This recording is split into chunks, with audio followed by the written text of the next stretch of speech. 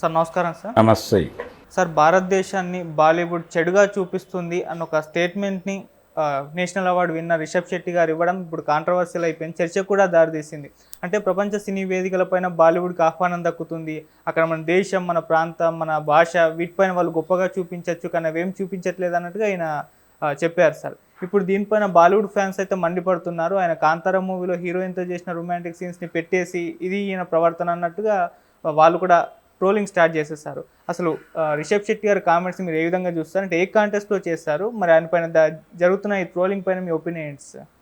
అంటే బాలీవుడ్ వర్సెస్ అంటే south industry అని కనుక అనుకుంటే ఇదేదో బాలీవుడ్ వర్సెస్ శాండల్వుడ్ మాత్రమే కాదు, సౌత్ సినిమా మీద బాలీవుడ్కి వివక్ష ఉందా అనే దాని మీద ఒక డిస్కషన్ జరుగుతోంది. ఓకే, దానికి ఒక ప్రధానమైనటువంటి భూమిక ఏమిటంటే ప్రభాస్ మీద ఈ మధ్య ఒక బాలీవుడ్ నటుడు సర్క్యూట్ క్యారెక్టర్ చేసిన ఏటీఎం క్యారెక్టర్, ఆ క్యారెక్టర్ల ద్వారా పేరు ప్రఖ్యాతులు సంపాదించినటువంటి అందరి దగ్గర అభిమానులను సంపాదించుకున్నటువంటి నటుడు ప్రభాస్ మీద చేసినటువంటి కామెంట్స్ అంటే కల్కీలో అతని జోకర్లా అనిపించాడు. అంటే క్యారెక్టర్ని క్రిటిసైజ్ చేశాడా, నేరుగా ప్రభాస్ను క్రిటిసైజ్ చేశాడా అనేది క్లారిటీ లేదు.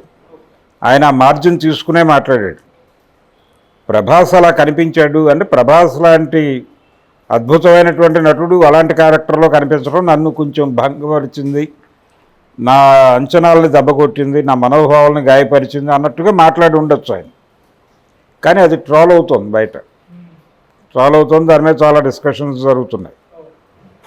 సరే, అది ఎందుకు జరుగుతోంది అనేది ఒక ఆస్పెక్ట్ అయితే, అంటే సౌత్ సినిమా మీద వాళ్ళకి కడుపు మంట ఉంది అనేది ఎస్టాబ్లిష్ అయిపోయింది. దాని మీద డిస్కషన్స్ జరుగుతున్నాయి, నిర్ధారణకు వచ్చి మాట్లాడుతున్నారు. ఇప్పుడు రిషబ్ శెట్టి మాట్లాడిన విషయం దీని మీద ట్రాల్ అవుతోంది అక్కడ. సో ఇటు నుంచి అటు, అటు నుంచి ఇటు ఒక ఘర్షణ జరుగుతోంది అనేది ఎస్టాబ్లిష్ చేయడానికి ఇది పనికొస్తుంది. కానీ రిషబ్ శెట్టి అన్న మాటల్లో నిజమెంత అనేది చూస్తే, అంటే బాలీవుడ్ వాళ్ళు బాలీవుడ్ వేదికల మీద ప్రాంతీయ సంస్కృతులని ప్రదర్శించరు అనే మాట భారతీయ చలనచిత్ర వేడుకల్లో కేవలం బాలీవుడ్కే స్థానం దక్కుతోంది, మిగిలిన ఇతర ప్రాంతీయ భాషా చిత్రాల వారికి తగిన ప్రాతినిధ్యం దక్కటం లేదు అనేది పాత ఆర్గ్యుమెంటే. నిజానికి ఆ ఆర్గ్యుమెంట్ చిరంజీవి గారు కూడా పెట్టాడు ఇంతకుముందు. ఆయన చాలా సీరియస్గా ఈ గోవా ఫిల్మ్ ఫెస్టివల్ మీద మాట్లాడుతూ అక్కడ ఒక సౌత్ ఇండియా సినిమా అనగానే ఎంజీఆర్ ఫోటో ఒకటే పెడుతున్నారు, ఎన్టీఆర్ కానీ ఏఎన్ఆర్ కానీ వీళ్ళ ఫొటోస్ ఏవీ లేవు అక్కడ, అది కొంచెం బాధ కలిగించింది అని మాట్లాడాడు. దాదాపు అదే టోన్లో యాక్సెప్ట్ చేస్తే దీన్ని అనుకుంటే సౌత్ ఆవేదననే అర్థం చేసుకోవాలి తప్ప క్రిటిసైజ్ చేయటం కరెక్ట్ కాదు. సౌత్ మీద ఆధారపడి అంటే రిషబ్ శెట్టికి అవార్డు ఇవ్వటం కూడా సౌత్ని అంటే మలయాళీ ఇండస్ట్రీకి ఎక్కువ పురస్కారాలు వచ్చాయి, కన్నడకు వచ్చినాయి, తమిళనాడుకు వచ్చినాయి, తెలుగుకి తగ్గినాయి.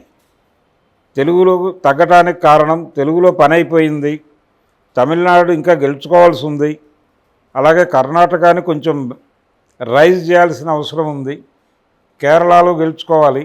దీనిలో భాగంగానే వాళ్ళు తెలుగు రాష్ట్రాలని పక్కన పెట్టేసి మిగిలిన 3 రాష్ట్రాలకి అవార్డులు ఇచ్చి సౌత్ని గౌరవంగా చూసామనేటువంటి ఒక అభిప్రాయాన్ని కొట్టేశారు. ఏది ఎన్డీఏ ప్రభుత్వం మన ఇచ్చినటువంటి జాతీయ పురస్కారాల్లో ఈ కర్ణాటకకి ప్రాధాన్యత ఇవ్వటం అనే దానిలో భాగంగా రిషబ్ శెట్టికి ఈ కాంతారా పురస్కారం దక్కింది. కాంతారా అనేది ఆయన యాక్చువల్గా బీజేపీ మనిషి, రిషబ్ శెట్టి బీజేపీ మనిషి, ఆ సినిమా కూడా బీజేపీ ధోరణిలో వెళ్ళే సినిమానే. అంటే అటవీ సంపద ఆ భూస్వామి చేతుల్లో కంటే కూడా ప్రభుత్వం చేతుల్లో ఉండటం అనేది మంచిదే అని కంక్లూడ్ చేస్తాడు సినిమాని. అది ప్రభుత్వానికి ఉపయోగపడే సినిమా, అది యాంటీ స్టేటో మరొకటో కాదు, ప్రో స్టేట్ సినిమా అది చాలా స్పష్టంగా. అందుకని దానికి సీక్వెల్ తీస్తారనే మాట మాట్లాడట్లా, ప్రీక్వెల్ తీస్తాను అన్నాడు ఆయన. అదే కాన్స్పిరసీ. సో రిషబ్ శెట్టికి వాళ్ళతో ఏ రకమైనటువంటి వివాదం లేదు, ఎన్డీఏతోనూ లేకపోతే బీజేపీతోనూ వివాదం లేదు. అయితే ఈ కామెంట్స్ ఎవరైతే ట్రోల్ చేస్తున్నారో వాళ్ళని కంట్రోల్ చేయటం అనేది వాళ్ళ మెకానిజం మొదలవుతుంది. ఈపాటికి ప్రభాస్ వర్సెస్ సర్క్యూట్ జరుగుతున్నటువంటి వివాదం, దాని గొడవ వేరు, ఈ గొడవ వేరు. కానీ టోటల్గా ఒక కామన్ ఇదేంటంటే, ఒక సారూప్యత ఏమిటంటే బాలీవుడ్కి వివక్ష ఉంది అని. ఆ వివక్ష ఉన్నమాట వాస్తవమే, కొత్తదేం కాదు అది. ఏ స్థాయి వివక్ష అంటే, ఒకప్పుడు తెలుగు సినిమా డైరెక్టర్లు తెలుగు సినిమా రీమేకులతో బాలీవుడ్లో కాలం గడిపినటువంటి ఒక హీరో ఉన్నాడు, జితేంద్ర కెరియర్ మొత్తం రీమేక్లే. 98% రీమేక్ సినిమాలు చేశాడు ఆయన. సౌత్ నుంచి వచ్చిన సినిమాలే చేశాడు, సౌత్ డైరెక్టర్లతోనే చేశాడు అతను చాలా పెద్ద పెద్ద హిట్స్ కొట్టాడు. కానీ అతనికి బాలీవుడ్లో ఇతర హీరోలు అమితాబ్ బచ్చన్కి వీళ్ళకి దక్కినటువంటి చోటు దక్కల. కారణం ఏంటంటే అతను సౌత్ సినిమాలతో బతికాడని. సౌత్ సినిమాలతో బతికినటువంటి బాలీవుడ్ నటుడికే వాళ్ళు సరైనటువంటి ప్రాముఖ్యత ఇవ్వని పరిస్థితి. ఇంకా నేరుగా ఇక్కడి నుంచి సౌత్ నుంచి వెళ్ళిన హీరోలని నెత్తిన పెట్టుకుంటారని ఎలా అనుకుంటారు ఎవరైనా? కాబట్టి అది ఉంది. అంటే ఒకప్పుడు దేశాన్ని మన కంట్రోల్లో నడిచింది. ఇప్పుడు నెమ్మదిగా కర్ణాటక శాండల్వుడ్ కూడా ఇప్పుడు రూల్ చేస్తుంది కదా, ఓ రకంగా టాలీవుడ్ నుంచి రూల్ చేస్తున్నారు. ఇవన్నీ వాళ్ళ దృష్టిలో ఉన్నాయి, కొంత కోపం ఉంది, చిరాకు ఉంది, దాని తాలూకా ప్రభావం ఉంది. కాబట్టి ఇది ఏదో అనుకోకుండా జరుగుతున్నాయి ఈ పనులన్నీ. ప్రభాస్ని ఆయన కామెంట్ చేయటం, రిషబ్ శెట్టి మీద వాళ్ళు దాడి చేయటం, ఇదంతా ఏదో అనుకోకుండా జరుగుతోంది అని అనుకోనక్కర్లేదు. ఒక చిరాకు ఉంది, ఆ చిరాకును ప్రదర్శిస్తున్నారు. ఇప్పుడు ఆయన ఉత్తమ నటుడిగా ఎంపిక అయ్యాడు.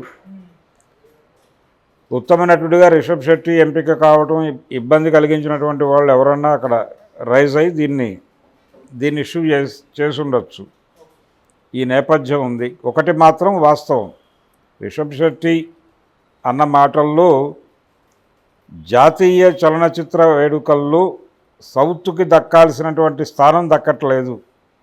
సినిమా అంటే కేవలం బాలీవుడ్ సినిమా అనే ప్రమోట్ చేస్తున్నారు, అక్కడికే పరిమితం అవుతున్నారు అని ఒక స్టేట్మెంట్ ఏదైతే ఉందో అది కరెక్టే. దాంతో ఎవరైనా ఏకీభవిస్తారు. అలా ఆ మాట చెప్పిన మొదటి హీరో అతను కాదు, చాలామంది చెప్పారు ఈ మాట. చిరంజీవి కూడా చెప్పాడు. కాబట్టి చిరంజీవి ట్రోల్ కాలా అప్పుడు. కారణం ఏంటంటే ఇప్పుడు పర్టికులర్గా అతను జాతీయ పురస్కారం తీసుకోవటం అనే కాంటెక్స్ట్లో ఈ వ్యవహారం నడుస్తోంది. రెండోది, సౌత్ సినిమా బాలీవుడ్ని ఛాలెంజ్ చేస్తోంది, హిందీ మార్కెట్ని కంట్రోల్ చేస్తోంది. దీని మీద చిరాకు పడినటువంటి వాళ్ళు కూడా మాట్లాడచ్చు. కాబట్టి కడుపు మంట అనేది వాస్తవంగా వాడాల్సిన పదమే, తప్పేం లేదు.